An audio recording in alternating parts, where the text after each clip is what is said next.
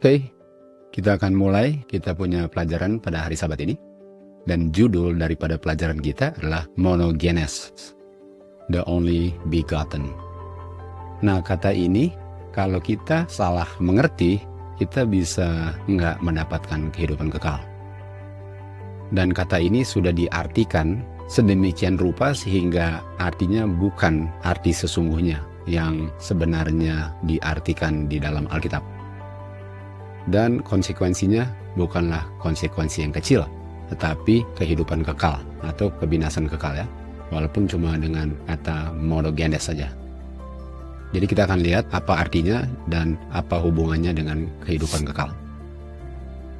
Kita mulai di Yohanes 3 ayat 16. Ayat ini semua orang Kristen sangat mengetahuinya kan? For God loved the world that He gave His only begotten Son. Karena begitu besar kasih Bapa bagi orang berdosa di dunia, dan oleh sebab itu Dia berikan Dia punya only begotten Son, agar barang siapa percaya di dalam anaknya tidak perlu binasa, tetapi memperoleh kehidupan kekal. Nah, ini kata monogenes ini, Grekanya adalah 3439, kita lihat di ayat ini. Jadi apa artinya daripada only begotten, yaitu monogenes? Kita lihat di bawah sini, dikatakan bahwa only born, satu-satunya yang lahir. Only begotten child, satu-satunya yang lahir. Artinya begotten itu artinya lahir. Artinya kalau kita baca lagi Yohanes 3 ayat 16, Bapa karena Dia sangat mengasihi orang berdosa di dunia, Dia berikan Dia punya satu-satu anak yang lahir dari dirinya. Itu artinya agar barang siapa percaya anaknya yang satu-satunya lahir dari Dia tidak perlu binasa, tetapi memperoleh kehidupan kekal. Jadi kalau kita lihat monogenes ini definisinya, ini terdiri dari dua kata, mono dan genes. Nah, mono ini satu, mono kan? Mono artinya satu. Jadi one atau only, pokoknya artinya satu. Enggak lebih dari satu, hanya satu. Lalu genes. Nah, kalau genes, kita tahu buku pertama di Alkitab adalah Genesis atau monogenes atau Genesis. Artinya Genesis itu atau genes, itu adalah awal. Artinya anaknya ada awalnya, ada genesnya. Dan Bapa ada satu anak yang lahir atau keluar dari Dia, di mana anak ini awalnya waktu lahir dari bapaknya. Jadi anak itulah yang diberikan bagi kita manusia berdosa di dunia. Monogenes, only begotten. Dan kita akan lihat kata-kata definisinya yang lain nanti dalam pelajaran ini. Salah satunya adalah single of its kind. Nah, single of its kind artinya satu-satunya dari macamnya atau jenisnya. Ini penting sekali. Kita akan lihat lagi kata ini. Jadi mari kita lihat di Lukas 7 ayat 12, contoh di Alkitab yang menggunakan kata monogenes juga. Di Lukas 7:12 kita tahu ada orang yang mati dibawa keluar dari kota, dan orang ini adalah the only son of his mother. Artinya satu-satu anak prianya daripada ibunya. Dan kata only ini adalah 3439, yaitu monogenes. Jadi anak yang mati ini adalah satu-satunya anak, dan tentu saja anaknya lahir atau keluar dari dia, betul? Itu monogenes. Artinya anak itu keluar dari tubuh asal usulnya, atau anak ini keluar dari tubuh daripada orang tua. Itu monogenes. Dan Lukas 8 ayat 42 kita lihat, dikatakan karena dia hanya memiliki one only daughter. Dia hanya memiliki satu-satunya gadis yang umurnya sekitar 12 tahun. Dan one only adalah monogenes, only begotten. Di Lukas 9 ayat 38 dikatakan di sini, dia bilang, Master, saya memohon kepada engkau, lihatlah anak priaku, karena dia adalah saya punya only child. Dan only child inilah monogenes, only begotten. Artinya monogenes ini di Alkitab mengatakan bahwa ini lahir dari orang tuanya. Dan kalau manusia tentu saja dari ibunya ya. Kita akan lihat bahwa monogenes ini berlaku untuk kalau orang tuanya pria. Jadi nggak terbatas dengan wanita. Monogenes ini bisa juga bicara tentang bapaknya punya anak, bukan hanya ibunya punya anak. Okay? Walaupun sebagai manusia keluarnya dari ibu. Tapi bahasa monogenes ini bisa digunakan kalau mau bilang bapaknya, bukan hanya ibunya. Oke, di John 1:14 kita tahu, and the word, yaitu firman, menjadi manusia, dan kita melihat kemuliaannya, dan kemuliaannya adalah kemuliaan the only begotten of the Father. Nah, ini kata ini monogenes. Nggak ada bedanya dengan only, one only dengan only child. Nggak ada bedanya. Semuanya monogenes. Dan kalau artinya ialah ini adalah anak orang tuanya, keluar dari orang tuanya, Tuhan Yesus keluar dari bapaknya karena bahasanya sama. Nggak ada bedanya. Jadi Tuhan Yesus only begotten itu benar-benar keluar dari bapaknya. Sebagaimana wanita dan pria ini keluar dari ibunya, Tuhan Yesus keluar dari bapaknya. Itu monogenes. Dan di John 1:18 dikatakan tidak ada yang pernah melihat kapan saja God, dan yang bisa mengungkapkan God the Father adalah monogenes Son-nya Bapa. Jadi Tuhan Yesus pun waktu digunakan kata di Alkitab menggunakan kata monogenes, sebagaimana orang-orang yang lain juga anak daripada orang tua yang hanya satu-satu anaknya, pria atau wanita, menggunakan kata monogenes juga. Nggak ada bedanya. Nggak ada bedanya. Jadi konsepnya sama. Jadi kata monogenes ini adalah anak yang satu-satunya yang keluar dari orang tuanya, sehingga waktu dia keluar itulah awalnya daripada kehidupannya, personality-nya. Dan itu pun berlaku bagi Tuhan Yesus, anaknya Bapa. Oke, itu arti monogenes. Kita akan lanjut ke halaman berikut. Kita di sini mau membandingkan versi Alkitab sesuai dengan berlangsungnya tahun. Kata monogenes ini yang digunakan di beberapa versi Alkitab sebagaimana waktu berlalu atau berlangsung. Okay? Kita mulai dengan King James Version. King James Version ini dipublishnya tahun 1611.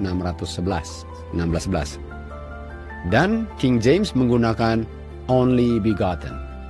Dan kita tahu apa artinya only begotten. Monogenes, yaitu satu-satunya anak yang keluar dari bapaknya.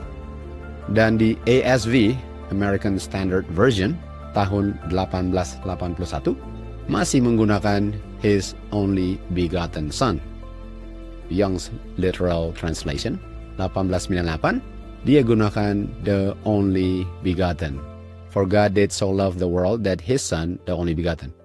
Jadi masih gunakan apa? Only begotten. Nah, NIV dipublish tahun 1973. For God so loved the world that He gave His one and only Son. Kata apa yang nggak ada? Monogenes, begotten. Disingkirkan kata begottennya. Monogenesnya kan? Walaupun ada one dan ada only, tapi nggak ada begottennya. Jadi NIV sudah mulai merubahnya. Oke, di ISV, International Standard Version, kalau nggak salah ya, tahun 1995, dikatakan, for this is how God loved the world. He gave His uniquely existing Son. Wow. Jadi sekarang dirubah menjadi unique. Nah kita tahu unik itu unik kan? Unik. Unik itu beda, tapi sudah menjauh dari kata monogenes atau begotten. Jadi Alkitab versi-versi tambah menjauh King James Version 1611 itu. Tambah lama tambah menyingkirkan kata begotten. Seakan-akan nggak penting. Karena kata begotten itu benar-benar memberikan penjelasan dengan sangat jelas bahwa Tuhan Yesus benar-benar hanya satu-satunya anak yang keluar dari tubuhnya Bapa, di mana anak itu awal personality-nya waktu dia keluar atau born dari Bapaknya kan. Dan kita tahu unik ya, unik yang tadi kita lihat kan, artinya the single atau only one of its kind. Single satu-satunya jenisnya atau macamnya. Nah kalau bilang satu-satu macamnya, ini udah terbuka lebar, bisa diisi dengan satu-satu jenis macam yang seperti apa kan.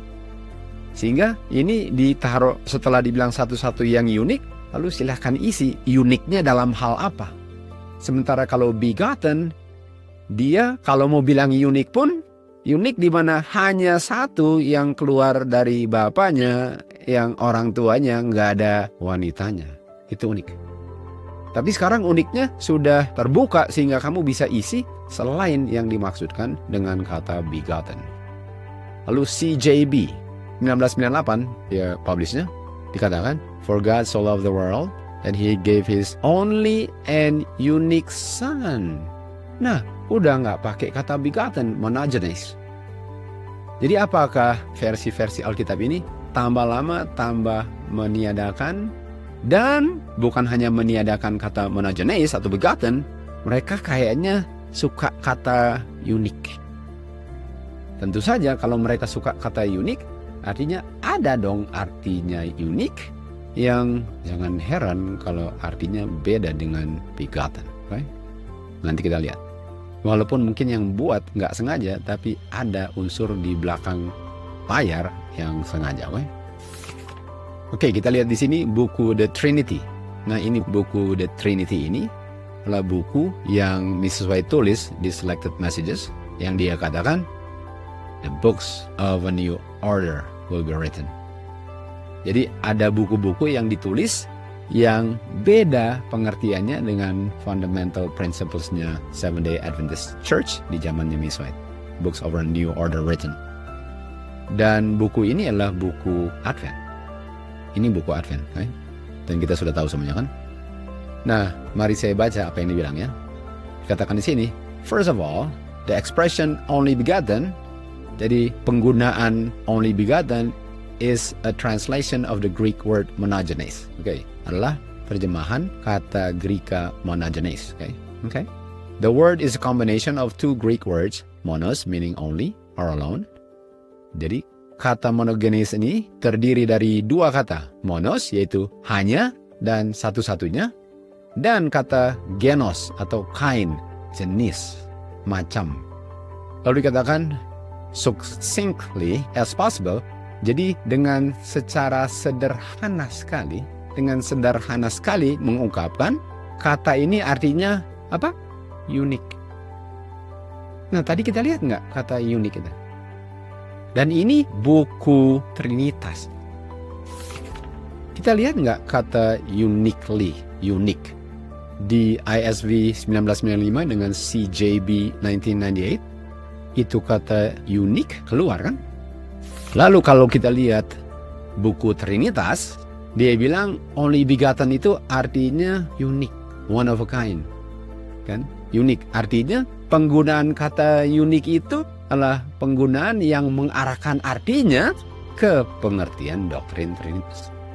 Dilihat kan? Jadi 1611 waktu King James Version dipublish, itu bukan Trinitas punya pengertian. Only begotten, monogenes. Tapi sejalan waktu, berlalunya waktu, terjemahan Alkitab itu mulai menjauhi kata begotten, sekarang malahan menggunakan kata apa? Unik. Dan unik ini adalah pengertian daripada orang-orang yang mengartikan kata only begotten untuk mencocokkan dengan doktrin apa? Doktrin Trinitas.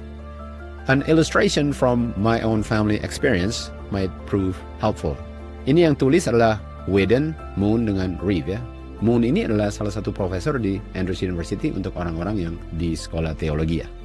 Jadi dia bilang dia mau kasih ilustrasi dari pengalaman keluarganya yang akan menolong pembaca buku ini mengerti apa artinya unik. Nah, mari kita artikan dulu arti begotten. Only begotten adalah satu-satunya anak, tidak ada yang lain, yang keluar dari tubuh orang tuanya, di mana itulah awal daripada anak itu.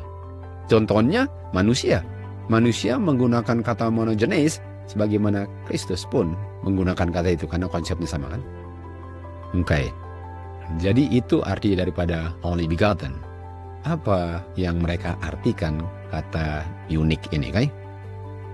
Dia bilang dia punya brother yang sudah meninggal, namanya Donald, adalah anak tertua di dalam keluarganya dari 5 bersaudara. Dia sangat pintar dan penuh dengan corak dalam kehidupannya, dan kadang-kadang berlebih-lebihan lah personality-nya, outrageous kan? Jadi antara teman-temannya suka dia sekali atau benci dia sekali. Itulah anak tertua daripada keluarga ini. Lalu dia ingat bapaknya sering menjelaskan keunikan daripada Donald ini. Ini kata unik kan? Keunikannya. Lalu ini yang dibilang bapaknya katanya. Dalam buku ini di halaman 95 di buku The Trinity. Okay? Ini yang dibilang.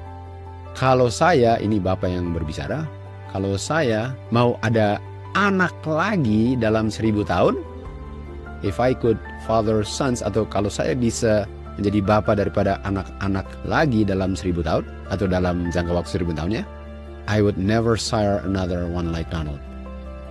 Dalam 1000 tahun itu nggak ada yang seperti Donald. Saking uniknya. Saking uniknya si Donald, walaupun saya dalam 1000 tahun masih akan tetap beranak, pasti nggak ada yang sama dengan dia. Artinya, penggunaan kata unik apa maksudnya?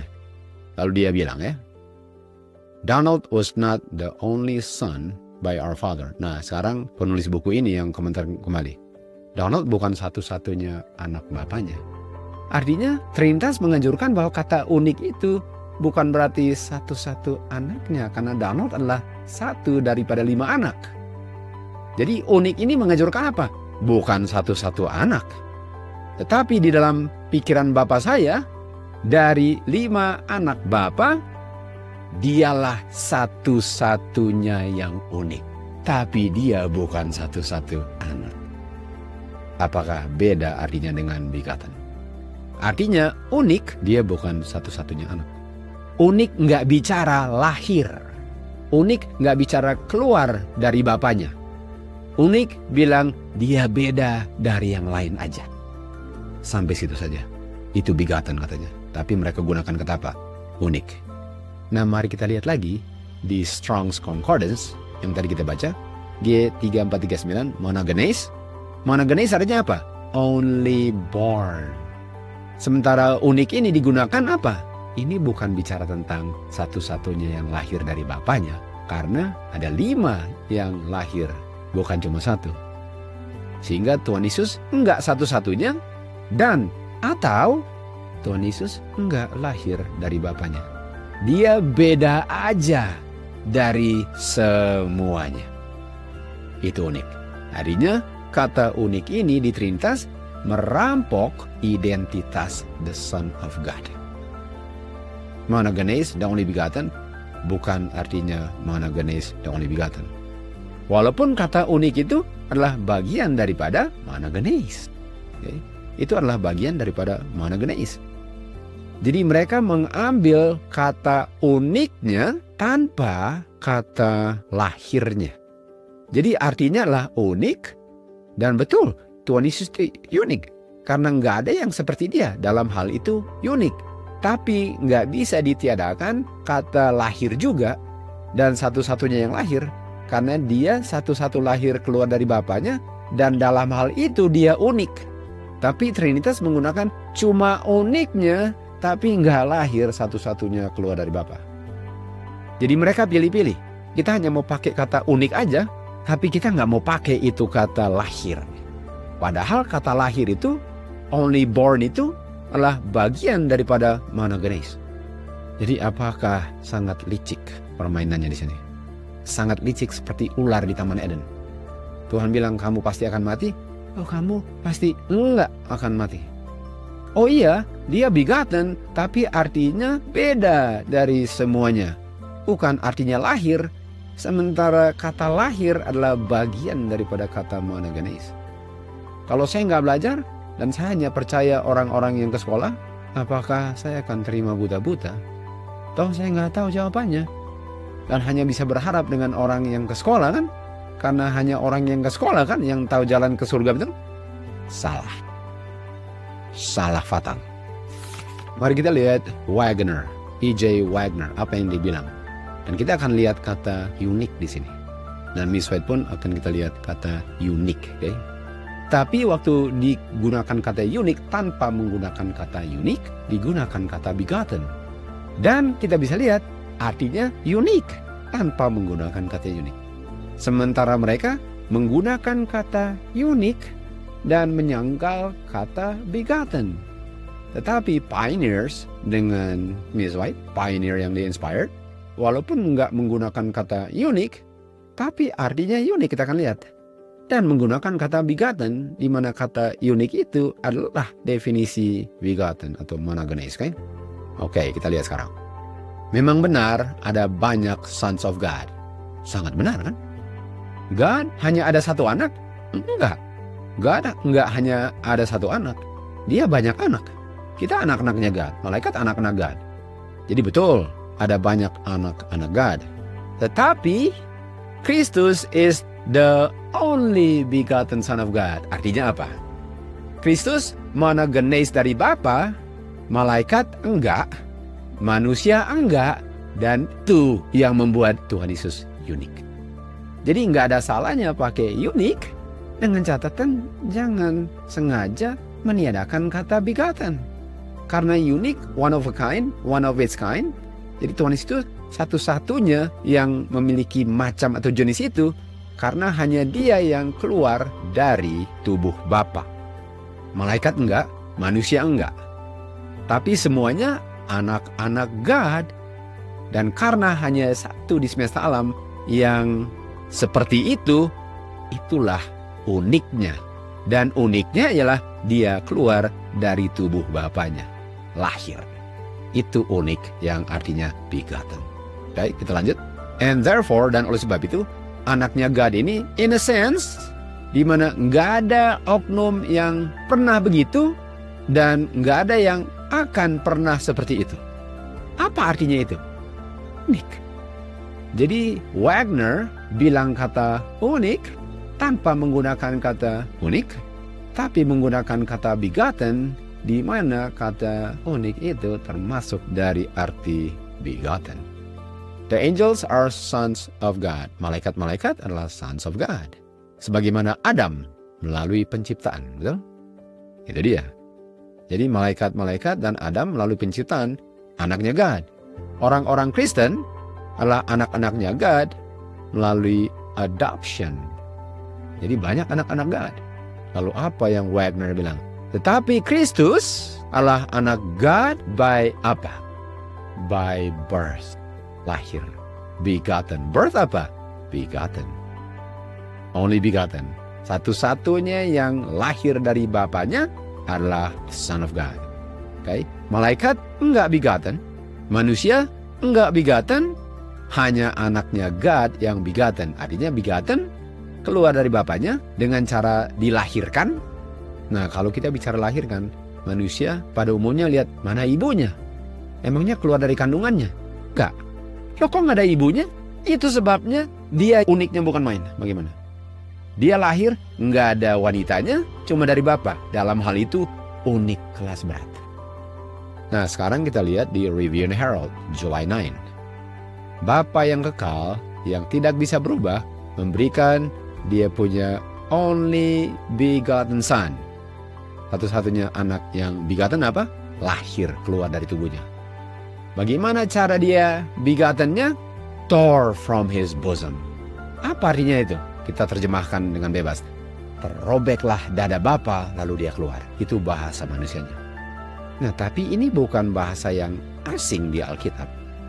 Ada nggak yang harus dirobek tubuhnya lalu diambil sesuatu dari tubuhnya? Itu cuplikannya. Siapa yang dadanya dirobek lalu diambil tulang rusuknya, lalu ditutup kembali, lalu dibuatlah Hawa dari tulang rusuknya? Adam.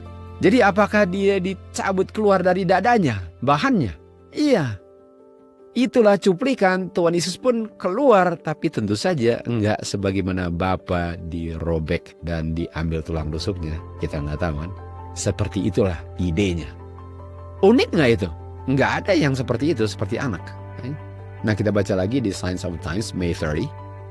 Persembahan yang sempurna telah diberikan, karena Bapa sangat mencintai orang berdosa di dunia. Dia berikan, dia punya only begotten son, monogenes, dan anaknya bukan melalui penciptaan sebagaimana malaikat-malaikat, dan anaknya bukan diadopsi sebagaimana orang-orang berdosa diampuni dosanya, tetapi, misalnya bilang apa? Tapi anaknya itu apa? a son begotten. A son begotten. Nah, Miss White menggunakan kata begotten. Si Wagner menggunakan kata lahir. Lahir sama dengan begotten. Begotten sama dengan lahir. Bukan diciptakan, bukan diadopsi, apalagi pilihannya. Lahir. Jadi jelas nggak bahwa Tuhan Yesus benar-benar keluar dari tubuhnya Bapa? Tentu saja kita nggak tahu persisnya seperti apa. Tapi itu yang diajarkan Alkitab dan dijelaskan oleh Roh Nubuat. Artinya kalau hanya bilang unik sebagaimana yang tadi kita lihat di buku Trinitas, unik itu mau menyembunyikan kata apa? Lahir. Jadi dia beda, tapi bukan berarti dia lahir. Ini beda, tapi bukan berarti dia satu-satunya anaknya yang keluar dari bapaknya. Itu Trinitas mau menjauhkan pengertian itu. Sehingga kita manusia melihat Tuhan Yesus bukan sebagai anaknya God, tetapi beda aja dengan yang lain, tapi dia nggak pernah keluar dari bapaknya. Oke? Nah, mari kita ke Kejadian 5 ayat 4. Ini bicara tentang Adam. Adam pria. Oke, jangan lupa, Adam pria. Ini bukan nature di mana Hawa adalah Adam. Ini Adam, nama daripada suaminya Hawa, oke? Pria. Di hari-harinya Adam, setelah Adam begotten Seth, artinya walaupun Adam yang tidak mengandung selama 9 bulan, tapi Alkitab menggunakan kata begotten dari Adam, pria. Kenapa kira-kira Alkitab menggunakan kata begotten dari Adam yang pria? Karena Tuhan Yesus dibegotten dari bukan wanita, tapi dari Bapa yang adalah male, pria, betul? Itu dia, kata begotten. Monogenes bukan hanya berlaku untuk wanita, orang tuanya, tetapi untuk orang tuanya yang apa? Pria. The father. Artinya Seth adalah the first begotten of Adam. Nggak usah bilang Hawa. Karena monogenes itu berlaku untuk bapak atau ibu. Okay? Lalu dibilang apa? Beget. Nah, beget juga nanti minggu depan kita akan bahas lebih detail tentang kata beget ya.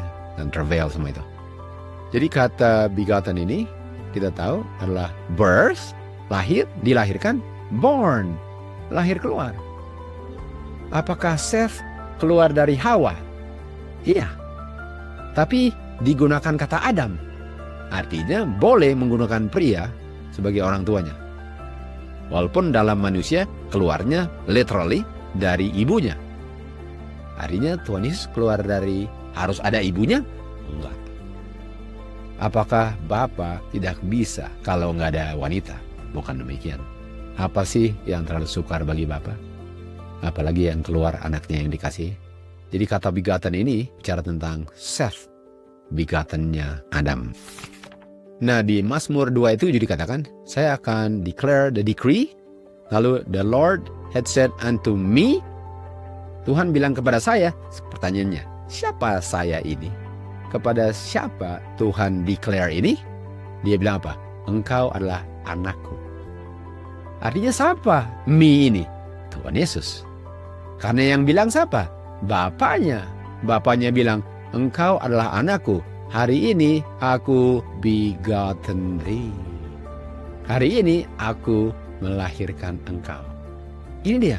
Jadi Bapa sendiri yang bilang, ini keluar dari tubuhku, ini saya punya anak.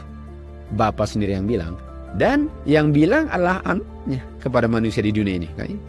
Dan begotten ini apa? H3205 yaitu ialah.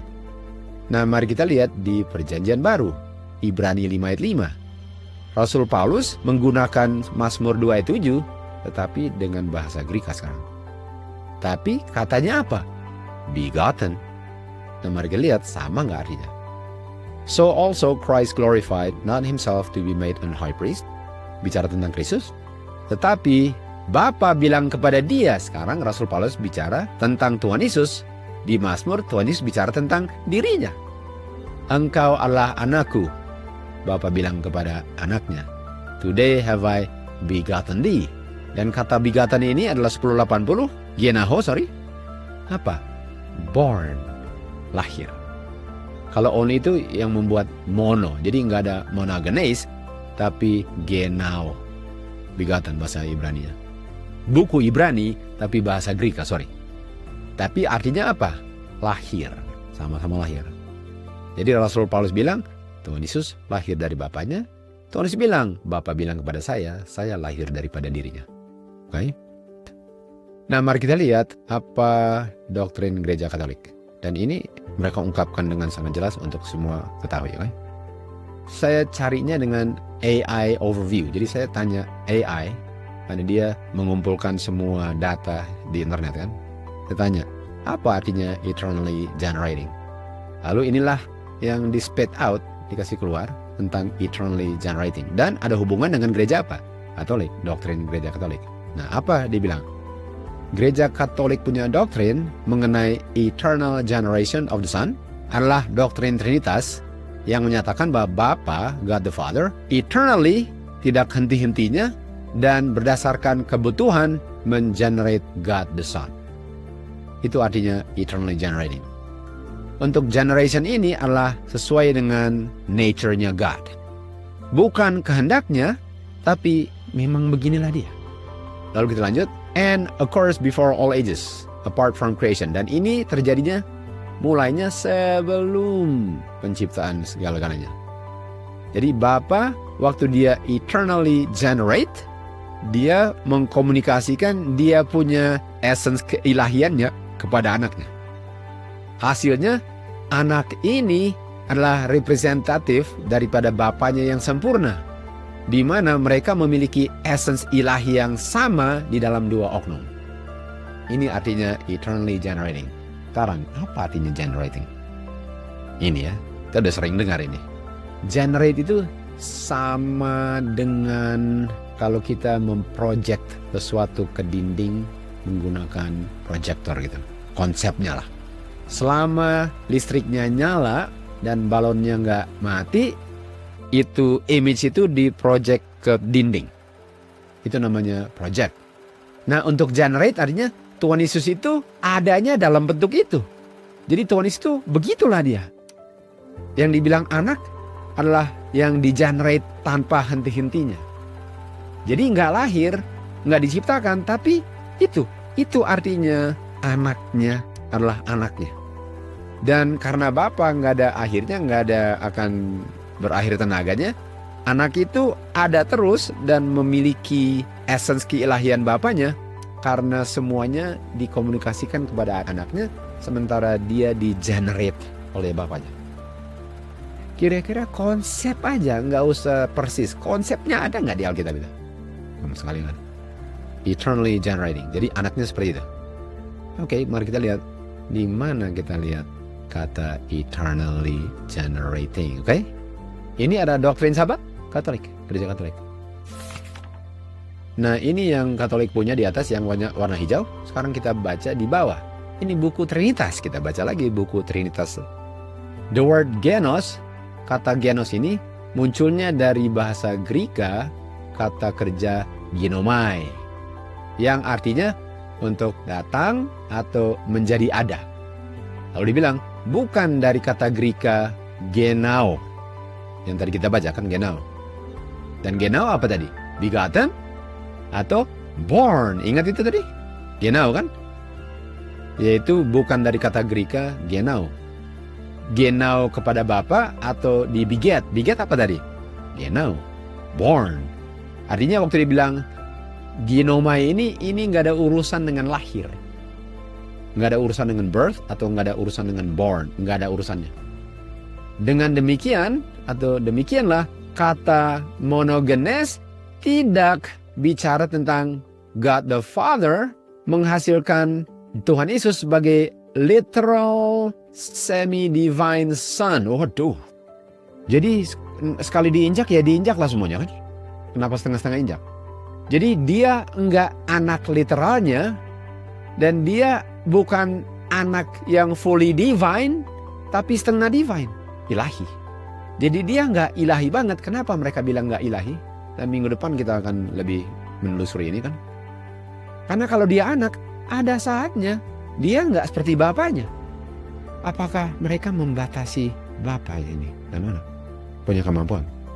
Apakah Bapa nggak bisa buat sesuatu untuk anaknya di mana dia nggak divine sepenuhnya? Jadi dengan dia benar-benar anaknya, dia kita bilang semi-divine atau semi-divine. Dan dia bukan anaknya literal. Apa artinya nggak literal? Tetapi mengindikasikan, menunjukkan bahwa Tuhan Yesus punya keunikan, ini ya. Tuhan Yesus punya keunikan itu sebagai anak yang menjadi manusia atau anaknya God yang menjadi manusia yang come to be. Ini kata come to be ini ginomai, yang menjadi manusia. Sementara masih mempertahankan keilahiannya, satu equal dengan God, yaitu Bapaknya. Artinya yang mereka bilang ini dari buku ini. Artinya dalam buku ini mereka bilang adalah Tuhan Yesus itu adalah anaknya yang di-generate. Generate itu doktrin siapa tadi? Katolik. Bukan lahir. Dia unik. Dan uniknya ialah dia anaknya God yang di-generate, yang gak ada awalnya. Karena Bapa gak ada awalnya, jadi Bapa selama-lamanya generate anaknya. Enggak keluar dari Bapaknya, kan? Enggak di begotten, enggak di genau tadi, beget, enggak. Dia di-generate sama dengan doktrin Katolik. Dan dia punya keunikan tadi yang kita bilang unik itu, yang menjauhkan diri dari begotten adalah hanya ada satu anak di semesta alam yang adalah God yang jadi manusia. Itu uniknya, enggak ada lain. Hanya ada satu anak yang di-generate Bapaknya selama-lamanya yang menjadi manusia. Dalam hal itu dia unik. Dia nggak pernah keluar dari Bapa. Apakah Adventist menggunakan doktrin Katolik? Sementara mereka bilang, kita beda dengan Katolik. Mari kita lihat. Apakah Presiden General Conference Neil Wilson bilang bahwa Adventist itu beda dengan Katolik? Apa yang dibilang tahun 1981, 1 tahun setelah mereka menggantikan God dengan 3 gods di Dallas, Texas. Dia bilang ada organisasi Katolik yang sesungguhnya Katolik dan universal yang lain selain gereja Katolik. Dan Presiden bilang apa? Dan gereja itulah Seventh-day Adventist Church. Itulah kembarnya daripada Catholic Church. Ini yang bilang adalah Presiden Ted Wilson punya bapak, Neil Wilson, sebelum dia meninggal. Artinya apakah organisasi Advent meniru doktrinnya Katolik? Dengan menggunakan kata unik, generating, padahal itu semua dari mana? Dari gereja Katolik. Apakah kita sedang menjalankan the omega of deadly heresies di akhir zaman? Ini buktinya. Dari segi gereja, kita tahu sudah mau tutup pintu. Dari segi politik, pemerintahan, kita tahu sudah mau tutup pintu. Semoga dari segi pribadi, kita nggak buang-buang kesempatan yang Tuhan berikan untuk mempersiapkan masing-masing dan menolong orang lain dalam kapasitas talenta yang Tuhan sudah berikan untuk mempersiapkan umat Tuhan masuk time of trouble. Kata monogenes ini sudah diputarbalikan menjadi unik, dan kata unik ini bukan artinya unik satu-satunya keluar dari Bapa, tapi unik satu-satunya God yang menjadi manusia. Monogenes, the only begotten Son of God, adalah kita punya kehidupan kekal.